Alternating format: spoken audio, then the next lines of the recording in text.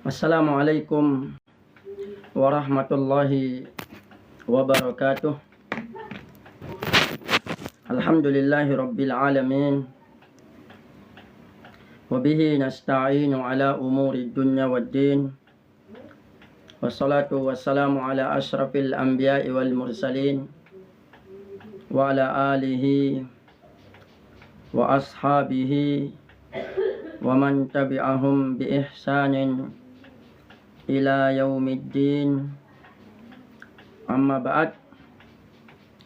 Insyaallah pada kesempatan ini kita akan melanjutkan pembahasan kita yang kemarin. Di bagian pertama sudah kita membahas tentang Al-Quran dan yang berkaitan dengan tafsir, berkaitan dengan takwil, berkaitan dengan terjemah, bagaimana ayatul muhkamah, ayatul mutasyabihat, kemudian metode-metode tafsir, dan bagaimana kewajiban-kewajiban mempelajari Al-Quran serta mengajarkan Al-Quran. Insyaallah pada kesempatan ini kita akan masuk membahas yang berkaitan dengan hadis. Setelah kita masuk ke pembahasan yang berkaitan dengan Al-Quran. Ikhwatal imani rahimanallah wa iyyakum. Perlu kita ketahui bersama, Al-Quran dan hadis adalah dua sumber utama yang wajib dipelajari oleh setiap kaum muslimin, lebih-lebih bagi para pengajar, para da'i yang ingin mendakwahkan tentang ilmu agama ini. Nah,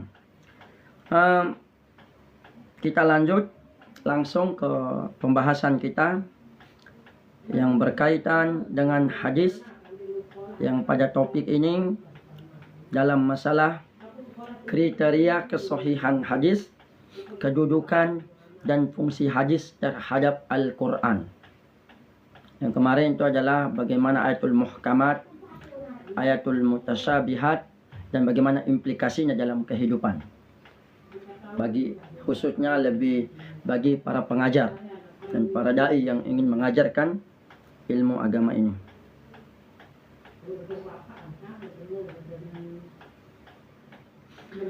Nah, definisi hadis adalah segala sesuatu yang disandarkan kepada Nabi Muhammad sallallahu alaihi wasallam, baik berupa perkataan, perbuatan, ketetapan, takrir, yaitu qaulin wa amalin takrir, maupun sifatnya. Hadis menjadi sumber hukum kedua dalam Islam setelah Al-Quran. Kemudian hadis ada beberapa macam. Ada namanya hadis sahih, adalah hadis yang memiliki sanad yang bersambung, ittisalus sanad, diriwayatkan oleh para perawi yang adil, dhabit, kuat hafalannya, serta tidak mengandung sad atau penyimpanan dan illah, cacat tersembunyi. Nanti akan ada penjelasannya. Kemudian yang kedua, hadis hasan adalah hadis yang sanadnya bersambung, diriwayatkan oleh perawi yang adil, tetapi hafalannya tidak sekuat perawi hadis sahih, serta tidak mengandung sad atau illah. Hadis ini dapat dijadikan hujjah dalam hukum Islam meskipun kekuatannya berada di bawah hadis sahih. Kemudian yang keempat, ketiga hadis sahih, hadis hasan. Ketiga, hadis dhaif, hadis yang tidak memenuhi kriteria hadis sahih, seperti sanad yang terputus, perawi yang tidak terpercaya, atau terdapat illah dalam periwayatannya. Hadis dhaif tidak dapat dijadikan hujjah dalam penetapan hukum, tetapi dalam beberapa kasus dapat digunakan fadailul a'mal, keutamaan amal, jika tidak terlalu lemah. Nah, ini syaratnya. Kemudian kriteria kesahihan hadis merupakan syarat diterimanya hadis sebagai sumber hukum Islam, yaitu sanadnya bersambung, perawi adil dan dhabit, tidak sad, serta bebas dari illah. Fungsi hadis terhadap Al-Quran, itu hadis berfungsi untuk menjelaskan, itu bayan tafsir, menetapkan hukum baru, bayan tasyri', menegaskan, bayan ta'kid, dan membatasi, bayan takhsis, hukum dalam Al-Quran. Ada 3. Bayan tafsir, itu menjelaskan, bayan tasyri', ada penjelasan hukum baru, kemudian menegaskan bayan ta'kid, dan membatasi bayan takhsis, hukum dalam Al-Quran. Terus bagaimana fungsi mempelajari hadis bagi pengajar atau da'i, yang mana terkait kriteria kesahihan hadis, kedudukan dan fungsi hadis terhadap Al-Quran. Memahami keabsahan hadis membantu seorang pengajar atau da'i dalam menilai validitas hadis yang digunakan dalam pembelajaran agama Islam. Ya. Di luar dulu. Nggak ada. Abi lagi pakai belajar. Di luar dulu. Nah, Abi pakai belajar. Ayo. Abi pakai belajar sana. Rumah.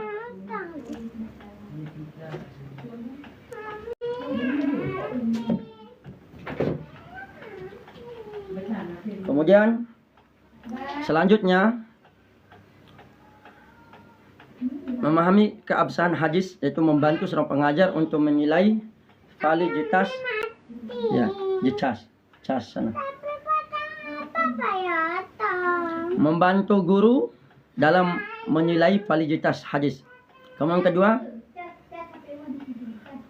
menjelaskan hukum hadis dan Al-Quran, memudahkan dalam mengajarkan peran hadis tanpa menjelas ajaran Al-Quran, mengembangkan pemahaman Islaman untuk menjadi seorang pengajar lebih berkompeten dalam menyampaikan materi secara benar dan mendalam.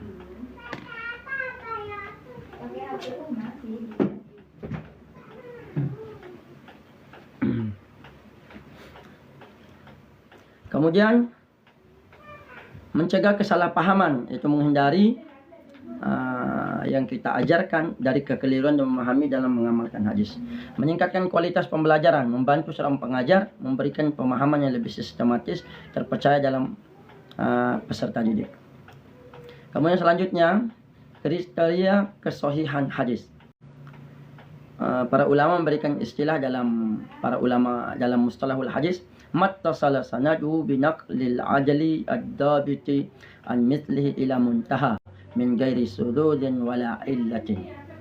Hadis yang sahih adalah hadis yang bersambung sanadnya, diriwayatkan oleh orang adil dan dhabit, kuat daya ingatannya sampai kepada perawi terakhirnya, serta tidak ada kejanggalan atau maupun cacat. Ini adalah Al-Tahhan halaman 30. Berarti ada 5. Sanadnya bersambung, ittisalus sanad. Yang kedua, moralitas para perawinya baik, adalah adalah keruat. Kemudian yang ketiga, intelektualitas para perawinya mumpuni, dhabit ruwat, dhabit. Kemudian tidak janggal, adamus sudud. Kemudian kelima, tidak cacat, yaitu adamul illah. Ittisalu sanaduhu al-adlu ad-dhabitu. Kemudian min gairi sudud wala illah. Berarti pertama, sanadnya bersambung. Ini maksudnya adalah mata rantai perawi periwayatannya dari setiap generasi, itu generasi Nabi sallallahu alaihi wasallam, sahabat, tabi'in, tabi'ut tabi'in, tersambung tanpa ada satu pun yang terputus. Jika ada satu mata rantai saja terputus atau diragukan ketersambungannya kepada perawi satu dengan berikutnya tidak pernah bertemu, tetapi hanya menyandarkan saja, maka kualitasnya bisa dipastikan tidak mencapai derajat sahih. Kedua, kualitas perawi harus adil. Adil maksud di sini adalah bukan adil yang menurut bahasa Indonesia, tapi adil dalam istilah ulumul hadis adalah kondisi perawi yang beragama Islam, mukallaf, melaksanakan ketentuan agama, yang baik, bagaimana moralitas dan perawinya yang baik, ya, dan menjaga muru'ah. Ketiga, dhabit. Dhabit di sini merupakan kualitas intelektual, personal perawi. Secara harfiah, dhabit artinya kokoh, kuat dan tepat. Sedangkan secara istilah adalah kekuatan hafalan perawi terhadap hadis, yang mana para ulama menjelaskan dhabitus sadar, kekuatan hafalan yang mampu melafalkan hadis yang dikuasainya. Kemudian kedua, dhabitul kitabah, kekuatan tulisan yang dibuktikan dengan buku yang dia miliki. Selanjutnya keempat, tidak ada sad atau kejanggalan. Imam Syafi'i sebagaimana dikutip An-Naisaburi bahwa kejanggalan dalam periwayatan adalah apabila sebuah hadis diriwayatkan oleh perawi yang thiqah namun bertentangan dengan mayoritas riwayat yang lain yang juga thiqah. Nah, itu kejanggalan. Yang kelima, tidak boleh illah, kecacatan. Cacat dalam periwayat hadis bisa berupa sanad yang tampak tersambung sampai Nabi, namun pada kenyataan hanya sampai kepada sahabat atau tabi'in.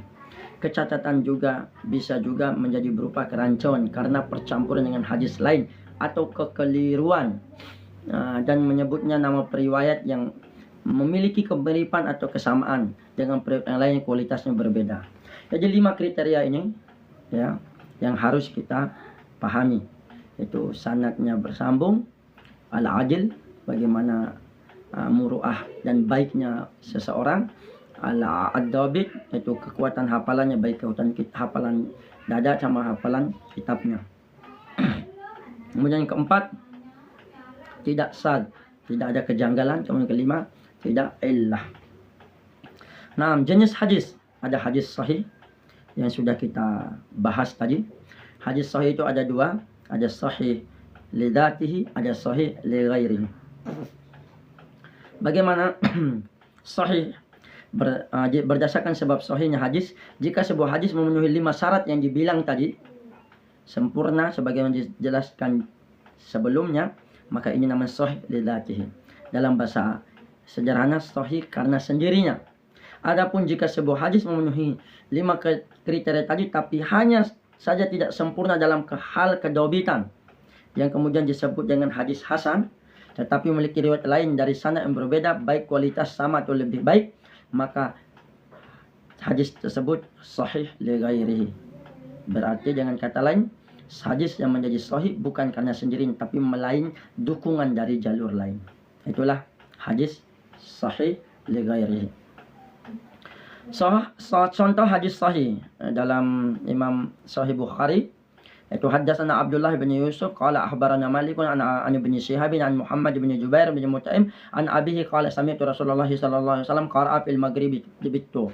Disebutkan sanad-sanadnya dari Imam Bukhari, kemudian dari Abdullah bin Yusuf, terus lanjut bersambung sampai ke Jubair bin Mut'im dari bapaknya, kemudian dari Rasulullah SAW. Aku mendengar Rasulullah SAW bersabda, aku mendengar Rasulullah SAW, beliau membaca di sholat maghrib itu dengan surat Al-Tur. Nah, itu tentang hadis sahih. Kemudian kitab hadis sahih. Kitab hadis sahih ada namanya Sahih Al-Jami' As-Sahih lil Imam Al-Bukhari, Sahih Muslim, Imam Abu Husain Muslim Al-Qusairi An-Naisaburi, Sahih Imam Muslim. Sahih Bukhari ini wafat 256 Hijriah, Imam Muslim wafat 271 Hijriah. Kemudian Sahih Ibnu Khuzaimah, karya Ibnu Khuzaimah wafat 311 Hijriah. Dan Sahih Ibnu Hibban, karya Ibnu Hibban wafat pada 354 Hijriah. Kemudian hadis hasan. Apa itu hadis hasan? Hasan secara bahasa artinya al-jamal, berarti sesuatu yang baik atau indah. Menurut istilah hadis, ahli hadis didapati definisi hadis hasan. Pertama, hadis hasan merupakan hadis yang diketahui sumbernya, diketahui para perawinya, serta menjadi pokok pembicaraan bagi mayoritas ahli hadis. Dan riwayat tersebut diterima di kalangan ulama, juga banyak digunakan oleh para fuqaha. Pengertian ini gagas oleh Al-Khattabi. Ada juga mengatakan hadis hasan didefinisi dengan setiap hadis diriwayatkan bukan oleh orang yang diduga berdusta, muttaham bil kadhib, tidak dapat syarat serta memiliki riwayat jalur lain. Nah, ini yang didefinisikan sampai oleh Imam At-Tirmidzi. Ketiga, hadis hasan adalah hadis ahad yang memenuhi kriteria hadis sahih, hanya saja kurang secara intelektualitas atau hafalannya tidak sempurna kedobitannya. Pengertian ini merupakan definisi menurut Ibnu Hajar Al-Asqalani. Jadi dapat disimpulkan bahwa hadis hasan adalah hadis yang hampir mendekati kualitas sahih karena terpenuhinya seluruh kriteria sahihan, namun sebab kedobitannya tidak sebaik yang seharusnya, maka kualitasnya tidak sahih melainkan hasan. Pembagian hasan sebagaimana pembagian sahih, sahih li ghairihi sama sahih li dzatihi. Sahih li dzatihi itu sahih apa? Hasan li ghairihi, hasan li dzati sama hasan li ghairihi. Hasan li dzatihi itu hasan yang ada pada kuat pada dirinya, hasan li ghairi pada selainnya. Kemudian hasan li ghairihi sejatinya merupakan hadis dhaif, namun diriwayatkan melalui banyak jalur, dan penyebab kedhaifannya bukan karena kefasikan atau kebohongan perawinya. Faktor adalah bukan itu. Dengan kata lain, hasan li ghairihi itu adalah karena hadis dhaif memiliki jalur riwayat lain yang kualitas setara atau lebih sehingga menguatkan jalur yang bersangkutan. Nah, itu contoh. Itu hadis hasan. Kemudian hadis hasan, contoh hadis hasan ini berkata Imam At-Tirmidzi, hadatsana Muhammad bin Bashar, hadatsana Yahya bin Sa'id, wa Abdurrahman bin Mahdi wa Muhammad bin Ja'far qalu hadatsana Su'bah an Asim bin Ubaidillah qala sami'tu Abdullah bin Amir bin Rabi'ah an Abiha an imra'atan min bani Fazarah tazawwajat ala na'lain faqala Rasulullah sallallahu alaihi wasallam arajiti min nafsika wa maliki bin na'lain qalat na'am qala fajazahu. Ini yang berkaitan dengan bagaimana seorang wanita yang mana Imam At-Tirmidzi meriwayatkan dari Bashar dan sampai ke salah seorang sahabat Abdullah bin Amr bin Rabi'ah dari ayahnya, ya, ayahnya itu bahwa ada orang perempuan Bani Fazar yang telah menikah dengan mahar sepasang 2 sandal. Kemudian Nabi SAW bersabda, apakah engkau ridho dengan itu? Ya, kalau ridho ya silakan, diperbolehkan. Kitab hadis hasan ada nama Sunan Abi Daud karya Abu Daud As-Sijistani wafat 275 Hijriah, Sunan At-Tirmidzi karya At-Tirmidzi wafat 279 Hijriah, dan Sunan Ad-Darqutni karya Ad-Darqutni wafat 385 Hijriah. Kemudian selanjutnya hadis dhaif. Dhaif itu lemah. An-Nawawi menyebutkan bahwa hadis dhaif adalah hadis yang di dalamnya tidak terdapat syarat-syarat hadis sahih maupun syarat-syarat hadis hasan. Jenis dhaif ada, oleh sebab itu batas dhaif adalah hadis yang tidak memenuhi syarat sahih dan hasan, maka varian hadis dhaif menjadi sangat banyak. Sebagian ahli hadis menghimpunnya terkumpul 381 bentuk hadis dhaif. Namun bentuk-bentuk tersebut mayoritas tidak aktual dan tidak menunjukkan ciri-ciri spesifik. Ada juga yang bilang jumlah hadis dhaif tidak lebih dari 42 macam. Kemudian para ulama menjelaskan ada pada sanadnya, sanad tidak tersambung, gugur pada sanad pertama, hadisnya disebut mu'allaq, gugur pada sanad terakhir, tingkat sahabat hadisnya disebut mursal, gugur 2 orang atau lebih dari rangkaian perawinya secara berurutan namanya mu'dal, mu'allaq pada sanad pertama, kemudian tingkat sahabat mursal, kemudian 2 atau lebih dari rangkaian perawinya itu mu'dal, gugur jadi 2 orang atau lebih dari keperawian secara tidak berurutan, hadisnya munqati, terpotong. Kecatatan pada keadilannya atau kedobitan perawi itu dusta. Ini hadis maudhu, tertuduh dusta. Ini perawi tersebut dikenal sering berdusta kehidupan sehari-hari. Hadis dhaif sebab itu disebab matruk, fasik, banyak salah, lengah dalam menghafal. Hadisnya disebut mungkar, banyak waham, kekeliruan tersembunyi. Hadisnya tersebut dengan mu'allal, menyalahi periwayat yang lebih siqah, sehingga tukar menukar, ya. Hadisnya disebut makhluk bila tadi diputar balikan, rawi-rawinya bertukar, muttarib, sementara bila yang tertukar pada huruf sakal disebut muharraf, bila menambahkan itu berupa titik kala tersebut musahhaf, tidak diketahui identitasnya perawi, hadisnya disebut mubham, penganut amalan-amalan bid'ah. Kemudian 10 tidak baik hafalannya, hadis sebut sad atau mukhalid. Kemudian pada matan mauquf, sandakan pada sahabat, maqtu sandakan pada tabi'in. Nah, itulah beberapa macam hadis-hadis dhaif yang dijelaskan oleh para ulama. Kemudian contoh hadis dhaif.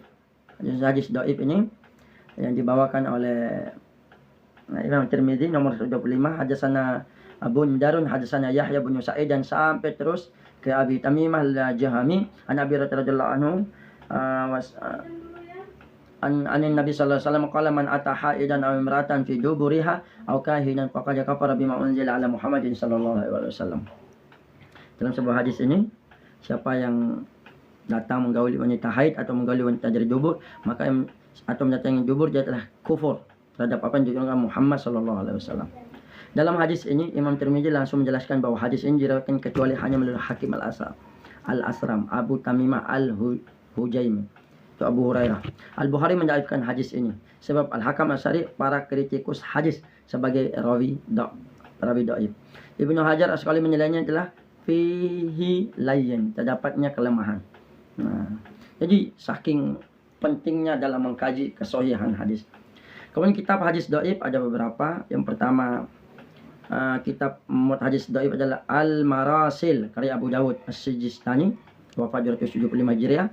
Al-Ilal karya Ad-Daruqutni wafat 385 Hijriah. Al-Silsilah Al-Hadis Ad-Dhaif Al-Mawdu'ah karya Al-Albani wafat 1420 Hijriah.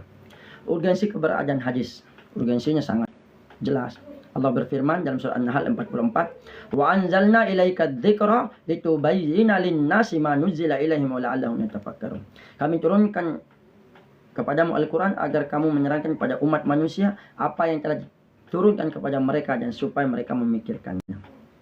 Berdasarkan ayat ini jelas bahwa Rasulullah SAW ditugaskan untuk memberikan penjelasan atas kalam Allah, ya, yang mana beliau diutus untuk menjelaskan atas kalam-kalam Allah Subhanahu wa taala, penjelas daripada hadis. Kemudian pertama, Al-Quran menyebutkan dalam banyak ayat terkait kewajiban mempercayai dan menerima segala disampaikan oleh Rasul kepada umatnya untuk dijadikan pedoman hidup. Perintah ini ditunjukkan surat Ali Imran, surat yang ketiga 23 dan 100, ayat 179, surat An-Nisa surat yang keempat ayat 59 dan 136, surat Al-Maidah surat yang kelima ayat 92, surat An-Nur ayat 20, surat yang ke-24 ayat 54, surat Al-Hasr surat yang ke-59 ayat ke-7 dan banyak sekali yang lainnya. Nah, jadi kedua hadis ini apa? Hadis sendiri dalam beberapa riwayat secara tersurat menegaskan pentingnya hadis dalam kehidupan.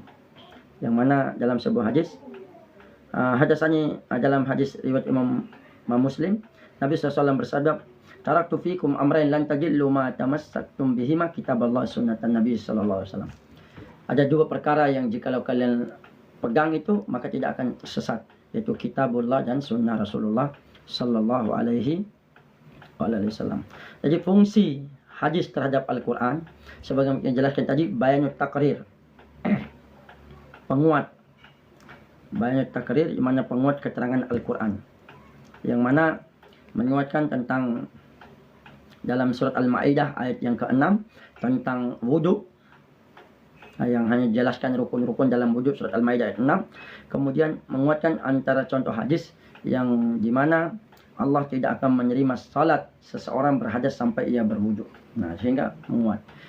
Wuduknya, dalilnya ada dalam surat Al-Maidah ayat 6. Kemudian bayanut tafsir. Bayan menjelaskan penjelas terhadap Al-Quran. Tafsir Al-Mujmal, yang mana dalam sebuah hadis di mana hadis ini memberikan menjelaskan perinci tentang ayat Al-Quran, wa aqimus salat wa atuz zakat wa raka'u ma'ar raki'in, surat Al-Baqarah ayat 43, dijelaskan dalam sebuah hadis yang diriwayatkan oleh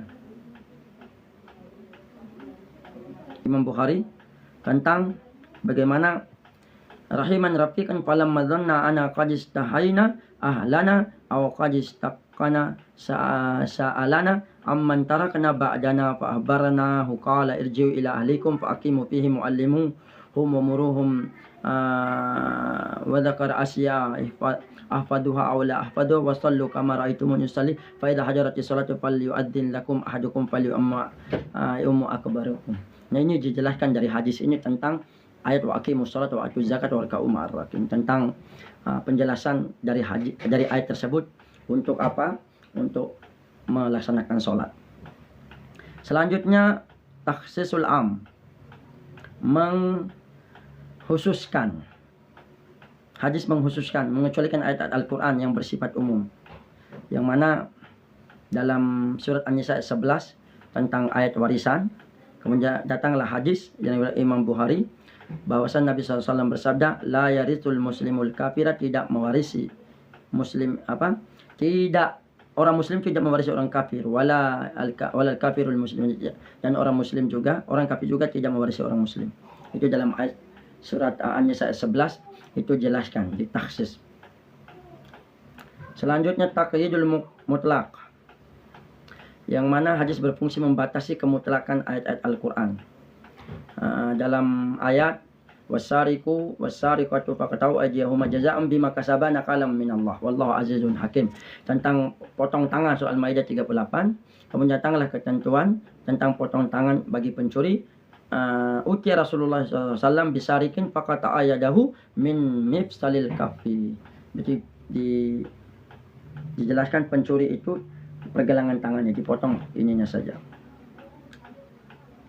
Bayanut tasri', menjelaskan tentang hukum syariat di dalam hadis yang pensyariatan zakat fitrah yang diriwayatkan oleh Imam Bukhari. Kami bayanun nasakh, yaitu membatalkan atau menghapus ketentuan yang terdapat di dalam Al-Quran. Para ulama berbeda pendapat, ya. Tapi dalam pembahasan ini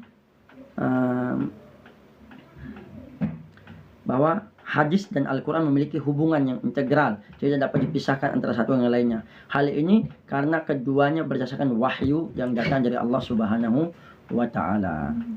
Kemudian hadis tentang kewajiban mencari ilmu. Dalam sebuah hadis yang diriwayatkan oleh Imam Ibnu Majah, bahwasanya thalabul ilmi fardhatun ala kulli muslimin. Hadis ini diriwayatkan yang pertama kali oleh Anas bin Malik, salah seorang sahabat terdekat Rasulullah SAW. Dijumpai dengan banyak kitab hadis, antara lain Sunan Ibnu Majah, kitab Kutubus Sittah, Sahih Bukhari, Sahih Muslim, Sunan Abu Dawud, Sunan Tirmidzi, Sunan Nasa'i, Sunan Ibnu Majah. Kemudian Anas bin Malik, selain Anas bin Malik, sahabat Rasulullah juga meriwayatkan hadis dari Abu Sa'id Al-Khudri. Kemudian di dalam kitab Musnad As-Siyab karya Muhammad bin Salman. Karena banyak kita mencantumkan hadis ini, maka hadis ini sangat sering dikutip karya-karya ilmiah, buku-buku tulis populer. Tetapi namun demikian, Imam Ibnu Majah sendiri menganggap hadis ini termasuk hadis dhaif, katanya Ibnu Majah. Kelemahan hadis ini terdapat pada perawinya yang ada rangkaian sanad Hafs bin Sulaiman dinilai tidak sikah oleh Yahya bin Ma'in. Dikatakan matruk oleh Ahmad bin Hanbal dan Al-Bukhari. Namun demikian hadis serupa diriwayatkan oleh Masya Allah ya penjelasan para ulama tentang sifulan, arwat, para perawi-perawi. Tetapi meskipun hadis ini dhaif dari sisi perawi, akan tapi kandungan matanya sejalan dengan ajaran Al-Quran. Perintah surat At-Taubah itu, makana al-mu'minu liyamfiru kafah walaula nafaru min kulli firqatin yatafaqahu fid din. Surat At-Taubah 122 sama surat Al-Alaq 1 sampai 5, Iqra bismi rabbikal ladzi khalaq sampai Allama bil qalam. Kemudian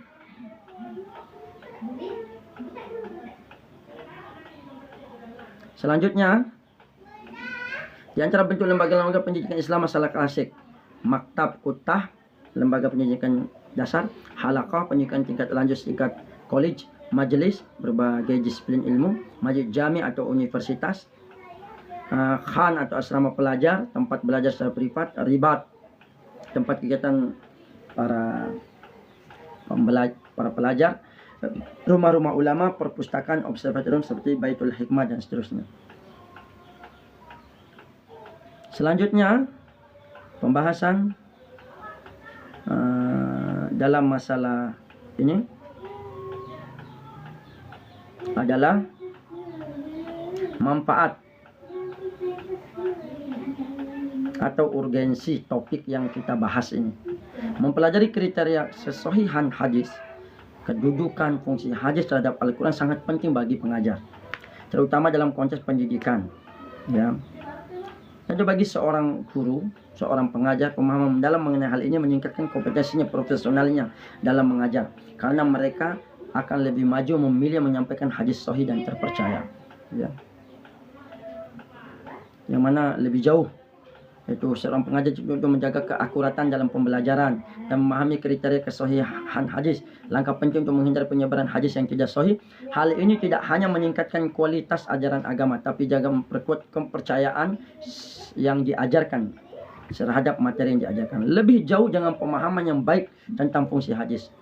Nah, kemudian prosedur bagaimana dalam kontekstualitas sesuai dengan kontekstualitas dalam pembelajaran ini menyesuaikan dengan tradisi agama.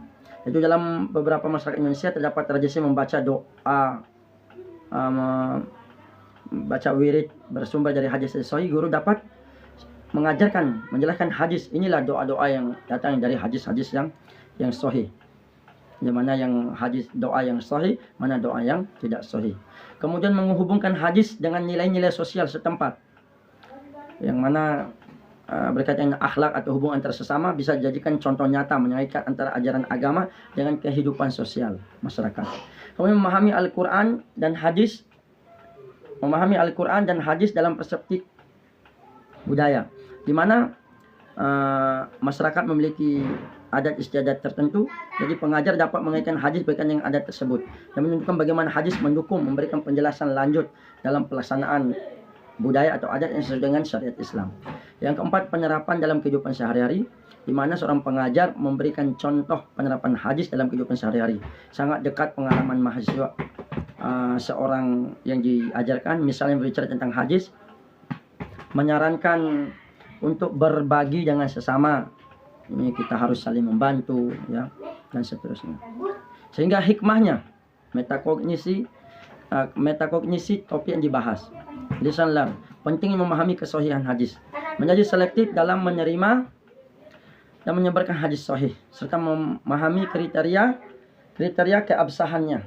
Yang kedua, hubungan Al-Quran dan hadis, memahami bagaimana hadis menjelaskan, melengkapi, mempertegas ajaran Al-Quran. Aplikasi hadis dalam kehidupan sehari-hari, mengaitkan ajaran hadis dengan nilai sosial, budaya yang relevan dalam kehidupan mahasiswa didik. Keempat, keberagaman interpretasi, menghargai perbedaan pemahaman dan penyerapan hadis di masyarakat. Kelima, tanggung jawab dalam mengajarkan hadis, menyadari pentingnya ketelitian akurasi dalam mengajarkan hadis pada yang kita ajarkan. Jadi kesimpulannya, ikhwatal iman, pemahaman kriteria kesahihan hadis, kedudukan fungsi hadis terhadap Al-Quran secara komprehensif, mulai dari pentingnya mengidentifikasi hadis sahih, hadis dhaif, hadis hasan, hadis maudhu dan seterusnya, memahami peran hadis menjelaskan melengkapi ajaran Al-Quran hingga penerapannya dalam kehidupan sehari-hari, merupakan kunci dalam membentuk generasi melandaskan nilai-nilai Islam. Sehingga dengan demikian pengajar tidak sekadar menjadi pengajar, tapi juga agen perubahan yang menjadikan hadis sebagai pedoman hidup dan yang membumi dan bermanfaat. Semoga bermanfaat. Inilah dari pembahasan kita yang berkaitan dengan hadis, yang semoga bisa memberikan manfaat untuk kita bagaimana pembelajaran hadis dalam kehidupan kita, ya, sehingga